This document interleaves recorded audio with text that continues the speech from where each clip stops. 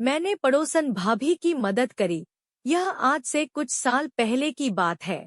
उस समय मेरी उम्र 20 वर्ष की थी। मेरे गांव में एक शादीशुदा भाभी थी। उसका नाम रेहाना था। वो करीब 25 वर्ष की थी। एक दिन की बात है कि मैं बाजार में सब्जियां लेने गया हुआ था। इत्तेफाक से रेहाना भी वहीं पर मिल गई।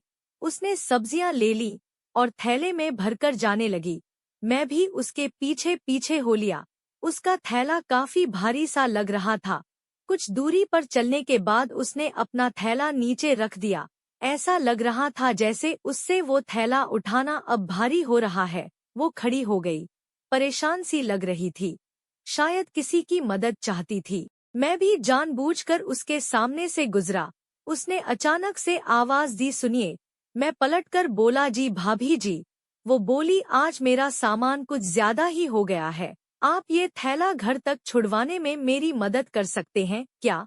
खुश होते हुए मैं बोला, हाँ हाँ, क्यों नहीं।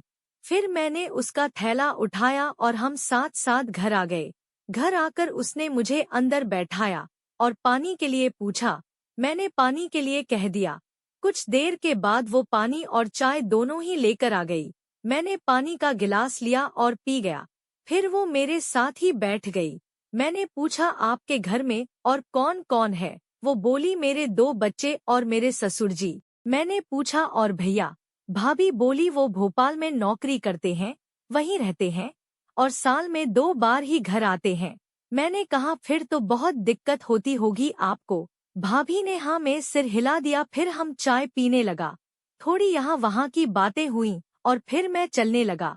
मैं बोला, भाभी, आपको कभी भी किसी काम के लिए मेरी मदद की जरूरत पड़े तो मैं आ जाऊंगा। आप मेरा फोन नंबर ले लीजिए। आप कभी भी बेझिझक कॉल कर सकती हैं। फिर मैं अपना फोन नंबर देकर वहां से निकल लिया। उस दिन के बाद भाभी को कभी भी मेरी जरूरत होती, वो मुझे फोन कर देती थी। धीरे धीरे फोन पर बातें ज्यादा होने लगी। उनके घर पर भी मेरा आना जाना ज्यादा होने लगा। एक दिन बातों ही बातों में मैंने पूछ लिया, भाभी, आप लगभग साल भर भैया के बिना रहती हो। भाभी बोली, लेकिन क्या किया जा सकता है, उनकी जॉब भी जरूरी है। उसके बाद मैंने आगे कुछ नहीं कहा। उसने कहा, कल मैं दूसरे गांव अपनी बहन के घर जा रही हूँ। तुम भी साथ में चलना। मुझे अकेले जाने में डर लगता है। अगले दिन मैंने जल्दी से सारा काम खत्म किया और भाभी के फोन का इंतजार करने लगा। दोपहर 12 बजे उसने मुझे बुलाया। उस वक्त उसके ससुर घर में ही थे।